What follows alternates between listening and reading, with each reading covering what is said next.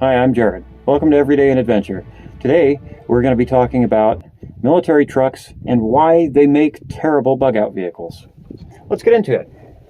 Okay, so the first thing about military vehicles that civilians might think of, and as to why they would be a good bug-out vehicle, is they're tremendously good off-road. At least that's the perception. And they're extremely capable and can carry a lot of weight and can potentially move cars out of the way if they need to in an emergency.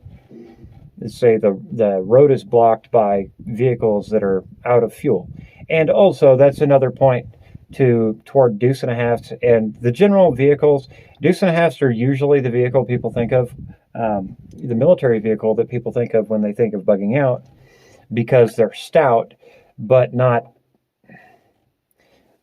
They're stout and popular. The 5 tons are a less popular option. It makes more sense for someone who actually needs to move a lot of weight around for a 5 ton, but most people are going to be thinking deuce and a half when they think of a bug out vehicle that's extremely capable and large. And that's just a terrible idea. Like, maintenance on military vehicles. Like, this truck is from the late 60s. There aren't very many of them around left. They're hard to find parts for. You have to find new old stock at auctions and like on eBay and scour Steel Soldiers and other places on the internet just to find parts, and that's if they have them. or you have to make whatever it is that you want to do work, which is possible. I mean, in a lot of applications, that's possible. Like if you need a different engine, it is possible to shove a different engine in these. Like I want to say 8.3 Cummins. People love to put that engine in 5 tons. They make loads of extra power and can actually so an 8.3 Cummins, if say it makes double the power, I don't know. I don't have a sheet in front of me. The engine that I would opt for in this truck is not a Cummins. However, that is the option that most people prefer, and you can find, because it's commercial truck size, you can put a commercial truck transmission behind it, which means that you have a double overdrive. So when you have a double overdrive and run a slightly larger tire, you can get your highway speeds up. This thing tops out at about 52 on 1120s. It'll go a little faster than that, maybe, but you're really pushing it, and also it doesn't like carrying this much weight all the time. This truck weighs 20,000 pounds empty, and you know it when you drive it. It's slow revving. It's slow to get where you're going. Everything feels heavy. It steers heavy. It stops heavy. Military, 6-wheel drive military trucks are a giant pain to maneuver. They're not good in tight spaces. They're not good in cities. They are good at carrying loads if you have the load to carry, but so are 3/4 ton pickups. And a 3/4 ton pickup, you're going to be able to find parts for. I mean, like, say you're preparing for like an apocalypse situation. So, like, everything is dead. Every vehicle on the road is dead. The roads are clogged with abandoned cars. Everyone ran out of fuel. You're using and you want to use a military truck, because the multi-fuel means that you can punch holes in crankcases on the side of the road and just fill your tank with that oil, mix a little bit of gasoline in with it if you can find it, or alcohol, and continue on your way. But I guarantee you it's going to be easier to find fuel, especially for an old diesel. An old diesel, that is, newer pickups are going to be very difficult to find fuel for, because they need number 2 diesel. Anything else they're not going to like. But an older diesels, like the old IDI, the Ford IDI engines, 6.9, 7.3s, those are great for running waste oil, vegetable oil. If you run waste oil, you got to mix about 20% of gasoline. mix it in with about 20% gasoline, and you're going to need a stouter lift pump than any of the electric pumps that might already be there. So that's something you would have to prepare for if you were to build one of those trucks for a bug out vehicle. But your best option is probably just going to be like cars. At least for a good long while, it's going to be cars. If you can find a diesel car, like one of the old Mercedes-Benz diesels, that would probably be preferred for anyone who isn't like living miles out in the desert where they actually need the capability and can sacrifice like the turning radius and the heavy maintenance costs. Because you got to remember, you're living with this vehicle all the time. You're not living with it just in an apocalypse. You're living with it every day. You have to maintain it. You have to keep tires on it. You have to keep belts on it. You've got to you've got to run fresh fuel in it through it occasionally so it stays running.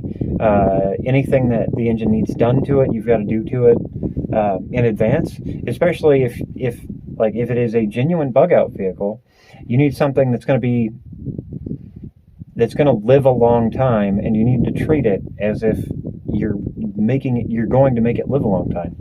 So you really need to be on top of maintenance, and finding vehicles that are high maintenance, like military truck, is counterproductive to that. You can store fuel, but storing up parts, you might as well just buy another one. Like if you want all the replacement parts for potential things that could go wrong with, say, an M54A2. Well, I know where these trucks are sitting, and they cost $6,500 a piece. Like I think I got a good deal on this truck because it's a winch truck and it's the cargo model. It's got the cargo bed on it instead of a fifth wheel plate. However, it's still not cheap. And I'll be doing a video about like the process that I went through of going to find this truck because this truck suits my needs and for reasons I've already mentioned. Okay, so we've already covered high maintenance vehicles and a little bit on maneuverability. But when I'm talking about maneuverability, I mean this truck is about 8 feet wide. The M54 style, the M39 series trucks, the bridge trucks are 10.5 feet wide, if I remember correctly. They're either 10 feet wide or 10.5 feet wide. It's an oversized load. Like it's never going to see the highway until something. That truck would never see the highway until something bad happened, and then you'd constantly, anytime there's like a fairly tight gap to squeeze, you have to resort to moving it out of the way. You can't just go through it. Your best option for maneuverability is small cars, like little SUVs, like Kia, the little Kia Sportages, old like CJ5s, Jeep Wranglers, Scout vehicles. That's what I'm gonna like refer to anything smaller than, say, like a half-ton pickup. We're gonna call anything that's smaller than a half-ton pickup a Scout vehicle for the purposes of like putting them in a place where it would make sense in a situation where you would actually need a bug out vehicle.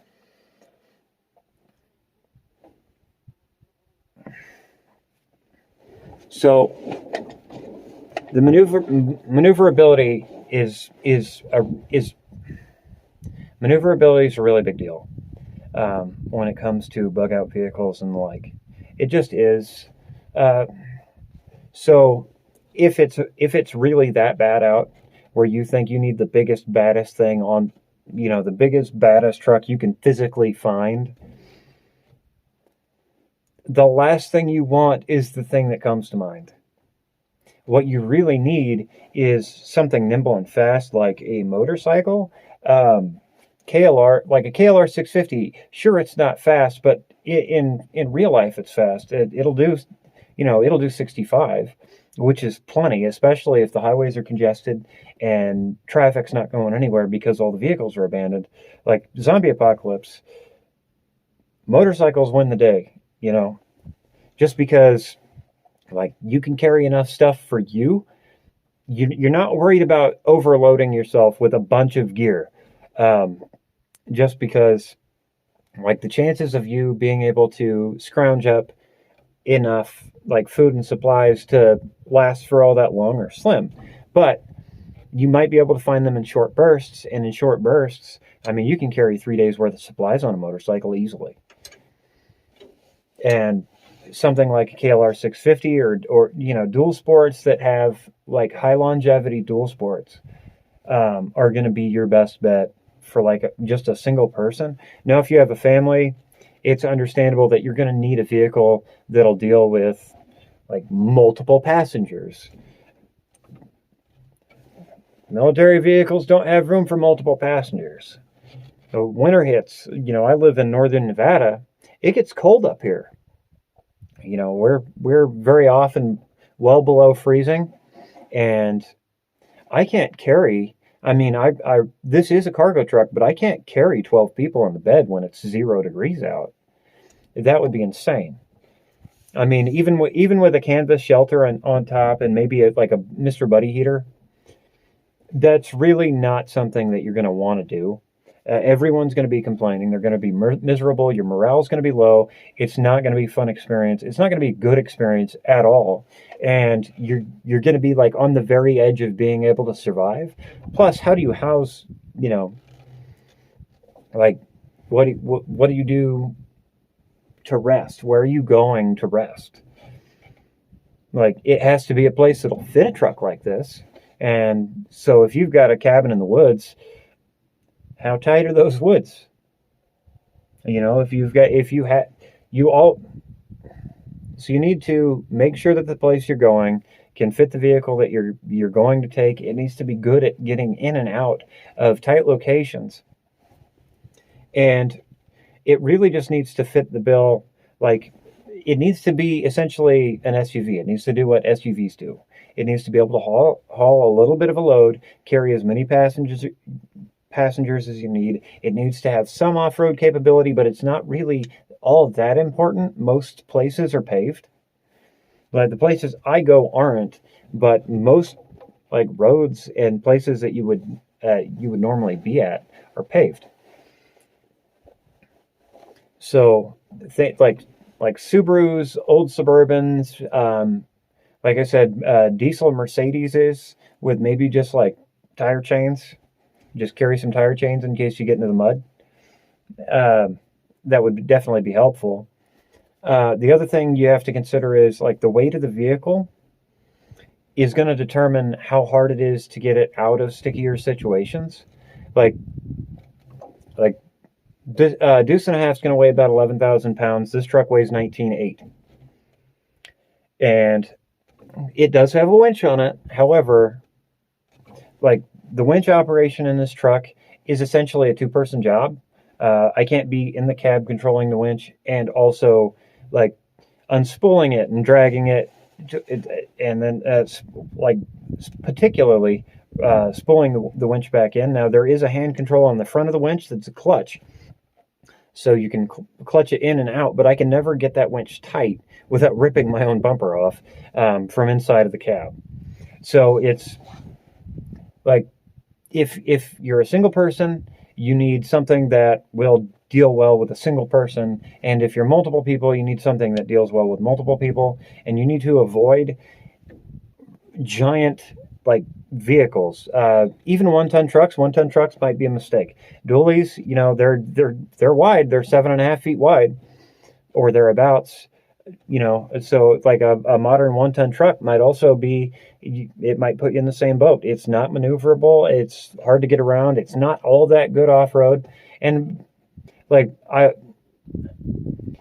when people say that military vehicles like this truck, 6-wheel drives, 5 tons are extremely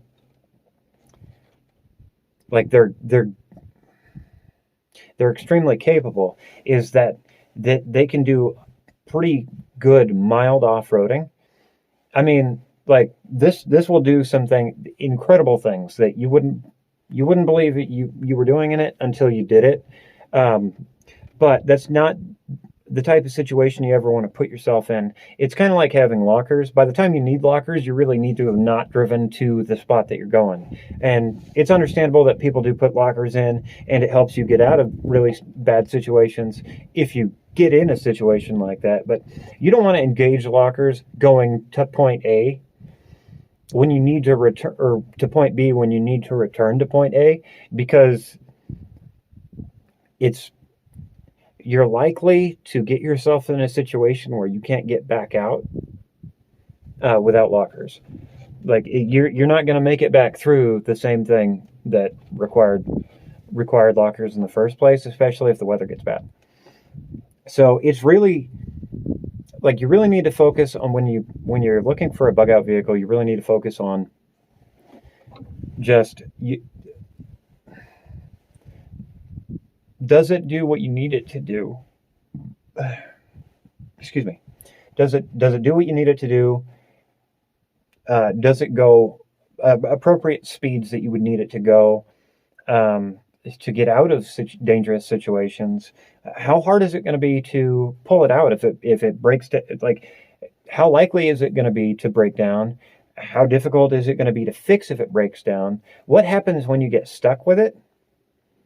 And like overall, how much of a pain is it going to be? Is it going to be like another mouth to feed, or is it only going to be beneficial, essentially only going to be beneficial for whatever it is that you're doing in it? And I would say that like Humvees may be good at it, but 6-wheel drives, the Deuce and a Halfs, 5 tons, bigger Hemmets, HETs, they're not good at doing the bug out thing. They're good at being work trucks. They're work trucks. They need to be worked. And when you're making money with a truck, when you use a truck for work, it pays to fix itself. It's not just a constant money hole. I mean, sure, you're putting the effort and the money into it to maintain it. However, it's paying that back. In a situation where this may be the last vehicle you have and it is kind of a life or death situation, the last thing you need is something you can't rely on and is too cumbersome to deal with. Even if you had 10 people, it's still gonna be difficult to get this truck out of a ditch if you get stuck in it. Like if you get stuck up to the axles in mud, the only thing pulling you out is another one of these or a semi. Like, so just keep that in mind when you're looking for bug out vehicles, and keep your expectations. Don't levy expectations on a vehicle that's not made to do the thing that you're trying to do, because it's only going to turn out bad for you in the end, and it's not going to be beneficial to you or your family to have a vehicle that's either broken down or stuck permanently. Instead, get something nice, light, and relatively fast, so you can get in and out. You can get in situations where you might be able to feed your family, and out of situations that might hurt them. Anyway, thanks for watching. Have a great day. See you in the next one.